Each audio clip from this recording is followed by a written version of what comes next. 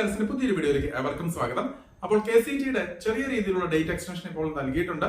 ഇപ്പോൾ ഫെബ്രുവരി മാസം 20-ാം തീയതി കഴിയേണ്ടിയിരുന്ന ഓൺലൈൻ ആപ്ലിക്കേഷൻസ് 23-ാം തീയതി വരെ 3 ദിവസം കൂടെ നീട്ടി നൽകിയിട്ടുണ്ട്. നിരവധി കുട്ടികളാണ് ഈ ഒരു സമയത്തൊക്കെ അറിഞ്ഞു കേട്ട് വരുന്നതേ ഉള്ളൂ. പല കുട്ടികളും ആപ്ലിക്കേഷൻസിനെ കുറിച്ച് ഇതുവരെയും യാതൊരു അറിവുമില്ലാതെയാണ് ഇപ്പോൾ നിൽക്കുന്നത്. കാരണം എല്ലാവരും ഇപ്പോൾ +2 എക്സാംസ് എഴുതാനുള്ള അതിന്റെ തിരക്കിലും കാര്യങ്ങളൊക്കെയാണ്. അപ്പോൾ കഴിവതും നിങ്ങൾ നിങ്ങളുടെ ഫ്രണ്ട്സുമായിട്ട് നിങ്ങൾ ഷെയർ ചെയ്യുക. എത്രയും വേഗം തന്നെ ഈ പറയുന്ന ദിവസത്തിനുള്ളിൽ ഡേറ്റ് എക്സ്റ്റൻഷൻ നൽകിയിരിക്കുന്ന ദിവസത്തിനുള്ളിൽ തന്നെ ഓൺലൈൻ ആപ്ലിക്കേഷൻസ് ചെയ്യുവാനായിട്ട് പ്രത്യേകം ശ്രദ്ധിക്കുക. അപ്പോൾ 23-ാം തീയതി വരെയാണ് നമുക്കിപ്പോൾ ഓൺലൈൻ ആപ്ലിക്കേഷൻസ് ചെയ്യാനുള്ള സമയം നൽകിയിരിക്കുക. അതുപോലെ 26-ാം തീയതിക്കുള്ളിൽ തന്നെ ഇതിന് ഓൺലൈൻ ആയിട്ടുള്ള ഫീ പേയ്മെന്റ് ചെയ്യാനായിട്ട് സമയം നൽകിയിട്ടുണ്ട്. അപ്പോൾ ഈ ഒരു സമയത്തിനുള്ള കർണാടകയിൽ BSc നഴ്സിംഗ് പഠിക്കാൻ ആഗ്രഹിക്കുന്ന കുട്ടികൾ നിർബന്ധമായിട്ടും KCET ആപ്ലിക്കേഷൻസ് കൊടുക്കാനായിട്ട് പ്രത്യേകം ശ്രദ്ധിക്കുക. എനിക്ക് തോന്നുന്നത് കഴിഞ്ഞ വർഷത്തെ അപേക്ഷിച്ച് വളരെ കുറച്ച് കുട്ടികൾ മാത്രമായിരിക്കും ഒരു പക്ഷേങ്കിൽ ഈ സമയത്ത്, കാരണം വളരെ നേരത്തെ ആയതിനാൽ ഈ ഒരു സമയത്ത് ആപ്ലിക്കേഷൻ കൊടുത്തിരിക്കുക. അപ്പൊ അതുകൊണ്ട് തന്നെ കഴിവതും ഈ ഒരു ഇൻഫർമേഷൻസ് മാക്സിമം കുട്ടികളുടെ നിങ്ങളുടെ ഫ്രണ്ട്സിന്റെ അടുത്തേക്കൊക്കെ ഷെയർ ചെയ്യാനായിട്ട് പ്രത്യേകം ശ്രദ്ധിക്കുക. അപ്പോൾ നിരവധിയായിട്ടുള്ള ഗ്രൂപ്പുകളൊക്കെ ഉണ്ടാകാം. ഒരു പക്ഷേങ്കിൽ നിങ്ങളുടെ ഫാമിലി റിലേറ്റീവ്സിന്റെ അല്ലെങ്കിൽ മറ്റുള്ള പല ഗ്രൂപ്പുകളും ഉണ്ടാകാം. അപ്പൊ അങ്ങനെയുള്ള ഗ്രൂപ്പുകളിലും നിങ്ങൾ ഈ ഇൻഫർമേഷൻസ് പാസ് ചെയ്യാനായിട്ട് പ്രത്യേകം ശ്രദ്ധിക്കുക. അപ്പോൾ മറ്റൊരു കാര്യം നിങ്ങൾ ശ്രദ്ധിക്കേണ്ടത്, കഴിഞ്ഞ വർഷങ്ങളിലാണെങ്കിലും നിരവധി കുട്ടികളാണ് പല കോളേജുകളിൽ തട്ടിപ്പിൽപ്പെട്ട് ഇതുവരെയും രജിസ്ട്രേഷൻസ് കംപ്ലീറ്റ് ചെയ്യാതെ നിൽക്കുന്ന നിരവധി കുട്ടികൾക്ക് പല കോളേജുകളിൽ അഡ്മിഷൻസ് നൽകാം എന്നുള്ള വ്യാജേന അവരെ ഹോൾഡ് ചെയ്ത് വെച്ച് ഇതുവരെയും യൂണിവേഴ്സിറ്റി തലത്തിൽ രജിസ്ട്രേഷൻസ് നടത്താതിരിക്കുകയും അവർ പറഞ്ഞ കോളേജിൽ അല്ലാതെ മറ്റുള്ള അംഗീകാരമില്ലാത്ത കോളേജുകളിലേക്കൊക്കെ അവർ ട്രാൻസ്ഫർ ചെയ്യും. അതുപോലെ തന്നെ BSc നഴ്സിംഗിന് അഡ്മിഷൻ എടുത്ത കുട്ടികളൊക്കെ ജനറൽ നഴ്സിംഗ് കോഴ്സിലേക്കൊക്കെ ട്രാൻസ്ഫർ ചെയ്യുകയൊക്കെ ചെയ്യുന്ന ഒരു സാഹചര്യം ഉണ്ടായിരുന്നു.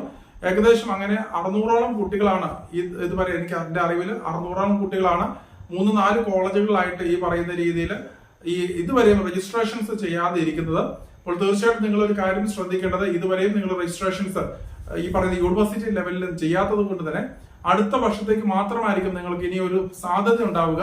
അങ്ങനെയുള്ള ഏതെങ്കിലും കുട്ടികൾ ഈ വീഡിയോ കാണുന്നുണ്ടെങ്കിൽ നിങ്ങൾ ഈ ഒരു സമയത്ത് തീർച്ചയായിട്ടും നിങ്ങൾ KCET ആപ്ലിക്കേഷൻസ് കൊടുക്കാനായിട്ട് പ്രത്യേകം ശ്രദ്ധിക്കുക.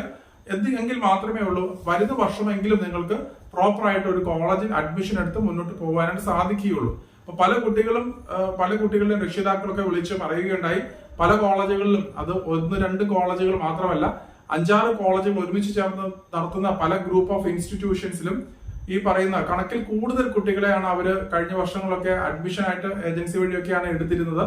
അപ്പോൾ 200 കുട്ടികളെ പഠിക്കാനുള്ള സാഹചര്യത്തിൽ അവർ 400-ഉം അതിലും കൂടുതൽ കുട്ടികളെയാണ് അവര് രജിസ്ട്രേഷൻസ് നടത്താം എന്നുള്ള വ്യാജേന അവരെ ആ ക്യാമ്പസിലേക്ക് പാർപ്പിച്ചിരുന്നത്. പക്ഷെ പല കുട്ടികൾ, ഏകദേശം 200-ൽ കൂടുതൽ കുട്ടികൾ, ഒരു ക്യാമ്പസിന്റെ കാര്യമാണ് ഞാൻ എസ്പെഷ്യലി പറയുന്നത്. അതുപോലെ തന്നെ പല കോളേജുകളിൽ പല ഗ്രൂപ്പ് ഓഫ് ഇൻസ്റ്റിറ്റ്യൂഷൻസിലും ഈ പറയുന്ന രീതിയിൽ 100 കണക്കിന് കുട്ടികൾ ഇതുവരെയും രജിസ്ട്രേഷൻ ചെയ്യാതിരിക്കുകയോ മറ്റുള്ള കോഴ്സുകളിലേക്ക് അവർ ഡയറക്റ്റ് ചെയ്ത് ഡീവിയേറ്റ് ചെയ്ത് മാറ്റുകയോ ഒക്കെ ചെയ്തിട്ടുണ്ട്. അപ്പോൾ നിങ്ങൾ പ്രത്യേകം ശ്രദ്ധിക്കുക, നിങ്ങൾ ബന്ധപ്പെട്ട കോളേജുമായിട്ട് ബന്ധപ്പെട്ട് എത്രയും വേഗം തന്നെ നിങ്ങൾ യൂണിവേഴ്സിറ്റി തലത്തിൽ നിങ്ങളുടെ പേര് രജിസ്റ്റർ ചെയ്തിട്ടുണ്ടോ എന്നുള്ളൊരു കാര്യം നിങ്ങൾ ശ്രദ്ധിക്കുക. ഇല്ല എന്ന പക്ഷം തീർച്ചയായിട്ടും നിങ്ങൾക്ക് ഒരു പക്ഷേങ്കിൽ ഒരു വർഷം നിങ്ങൾക്ക് നഷ്ടപ്പെട്ട് ഇനി അടുത്ത ജൂനിയർ ബാച്ചിലൂടെ മാത്രമായിരിക്കും നിങ്ങൾക്ക് അഡ്മിഷൻ നേടാൻ സാധ്യതയുള്ളത്. അല്ലെങ്കിൽ തന്നെ നിങ്ങൾ ഒരു പക്ഷേങ്കിലും അംഗീകാരമില്ലാത്ത ഒരു കോളേജിലേക്ക് മാത്രം ട്രാൻസ്ഫർ ചെയ്യാനുള്ള പോസിബിലിറ്റിയും ഉണ്ട്. അപ്പോൾ ഈ ഒരു കാര്യം വളരെയധികം സീരിയസ് ആയിട്ട് തന്നെ നിങ്ങൾ എടുക്കുക. പല കോളേജുകളും ചെയ്യുന്ന ഒരു കാര്യം, അവരുടെ അംഗീകാരമുള്ള ഏതെങ്കിലും ഒരു കോളേജിന്റെ അഫിലിയേഷൻസ് വെച്ചിട്ട് നിങ്ങൾക്ക് ബാങ്ക് ലോണുകൾ പാസ്സാക്കുവാനായിട്ടല്ല അതിന്റെ കാര്യങ്ങളെല്ലാം നിങ്ങൾക്ക് പേപ്പേഴ്സ് എല്ലാം തരികയും നിങ്ങൾ പക്ഷെ രജിസ്റ്റർ ചെയ്തിരിക്കുന്ന അംഗീകാരമില്ലാത്ത ഏതെങ്കിലും കോളേജുകളിലായിരിക്കാം. അപ്പൊ അങ്ങനെ വരുന്ന സാഹചര്യത്തിൽ നിങ്ങൾ ശ്രദ്ധിക്കേണ്ടത്, നിങ്ങൾ ബാങ്കിൽ ചെന്ന് കാണിക്കുന്നത് നിങ്ങൾ അംഗീകാരമുള്ള കോളേജിൽ അഡ്മിഷൻ നേടി എന്നുള്ള രീതിയിലുള്ള ലെറ്ററുകളും കാര്യങ്ങളുമാണ്. ബാങ്കിൽ നിന്ന് ലോൺ നിങ്ങൾക്ക് പാസ്സാവുകയും അതുപോലെ തന്നെ 2ാമത്തെ വർഷം നിങ്ങൾ സെക്കൻഡ് ഇയർ മുതൽ നിങ്ങളുടെ എക്സാമിന്റെ റിസൾട്ടുകൾ പല ബാങ്കുകാരും ചോദിക്കാറുണ്ട്. ആ ഒരു സാഹചര്യത്തിൽ നിങ്ങൾ പഠിക്കുന്ന കോളേജ് വേറെയാണെന്ന് കണ്ടുപിടിക്കുകയും ചെയ്തു കഴിഞ്ഞാൽ തീർച്ചയായിട്ടും നിങ്ങൾക്ക് എതിരായിട്ടുള്ള ക്രിമിനൽ കേസുകളും കാര്യങ്ങളും ഉണ്ടാവും എന്നുള്ളത് നിങ്ങൾ ഓർക്കുക. അത് പല കുട്ടികൾക്കും രക്ഷിതാക്കൾക്കും ഇതിനെക്കുറിച്ചുണ്ട് അതിന്റെ സീരിയസ്നെസ് അറിയത്തില്ല. അപ്പോൾ അത് പ്രത്യേകം ശ്രദ്ധിക്കുക. അപ്പോൾ നിങ്ങൾ പഠിക്കുന്ന കോളേജിൽ നിന്ന് മാത്രം കിട്ടുന്ന ഡോക്യുമെന്റ്സ് ആണ് നിങ്ങൾ ലോണിന് വേണ്ടി, എഡ്യൂക്കേഷന് വേണ്ടി ഹാജരാക്കേണ്ടത്. ഏറ്റവും സിമ്പിൾ ആയിട്ട് പറഞ്ഞാൽ നമ്മുടെ അയൽപക്കത്തുള്ള ഒരാളുടെ പറമ്പ് കാണിച്ചുകൊണ്ട് അല്ലെങ്കിൽ ഒരു വസ്തു കാണിച്ചുകൊണ്ട് നമ്മൾ ബാങ്കിൽ നിന്ന് ലോൺ എടുക്കുകയും അഥവാ കുറച്ച് നാളുകൾക്ക് ശേഷം ബാങ്ക് മനസ്സിലാക്കി നമ്മുടെ സ്വന്തം സ്ഥലമല്ല എന്ന് മനസ്സിലാക്കി കഴിഞ്ഞാൽ തീർച്ചയായിട്ടും അവരെ കബളിപ്പിച്ചതിനുള്ള ചീറ്റിംഗ് കേസായിട്ട് തീർച്ചയായിട്ടും അത് പരാതിപ്പെടാൻ സാധ്യതയുണ്ട്. അപ്പൊ ഏകദേശം അതുമായിട്ട് റിലേറ്റ് ചെയ്ത് നിങ്ങൾക്ക് ഈ ഒരു കാര്യം മനസ്സിലാക്കാവുന്നതാണ്. അപ്പൊ അതുകൊണ്ട് തന്നെ വളരെയധികം സീരിയസ് ആയിട്ടുള്ള ഒരു ഇഷ്യൂ തന്നെയാണ്.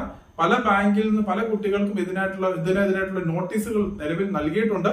ഒരു പക്ഷേങ്കിൽ നിങ്ങളെ ക്രിമിനൽ കുറ്റത്തിൽ നിങ്ങളെ പിടിക്കപ്പെട്ട് കഴിഞ്ഞാൽ ഏതെങ്കിലും ഒരു കേസ് നിങ്ങൾക്ക് എതിരായിട്ട് വന്നു കഴിഞ്ഞാൽ തീർച്ചയായിട്ടും 4 വർഷം കഴിഞ്ഞതിന് ശേഷം എബ്രോഡോ അല്ലെങ്കിൽ നല്ല ഗവൺമെന്റ് തലത്തിലുള്ള ജോലിക്കോ നിങ്ങൾക്ക് പോകാനായിട്ടുള്ള സാധ്യതകൾ ഉണ്ടാവത്തില്ല. അത് നിങ്ങൾ പ്രത്യേകം ശ്രദ്ധിക്കുക. അപ്പൊ അത്രയും വളരെ സീരിയസ് ആയിട്ടുള്ള ഒരു ഇഷ്യൂ ആണെന്നുള്ളത് കൊണ്ട് മനസ്സിലാക്കുക.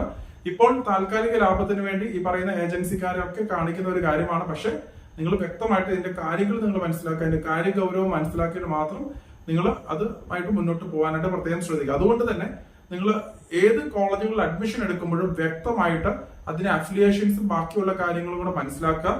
അതുപോലെ തന്നെ നിങ്ങൾക്ക് അംഗീകാരമുള്ള കോളേജുകളിൽ നിങ്ങൾ അഡ്മിഷൻ കിട്ടും എന്ന് ഉറപ്പുള്ള ഏജൻസി വഴി മാത്രം നിങ്ങൾ അഡ്മിഷൻസ് എടുക്കാനായിട്ട് പ്രത്യേകം ശ്രദ്ധിക്കുക. അപ്പോൾ മറ്റൊരു അപ്ഡേറ്റുമായി ഉടൻ തന്നെ കാണാം. നന്ദി.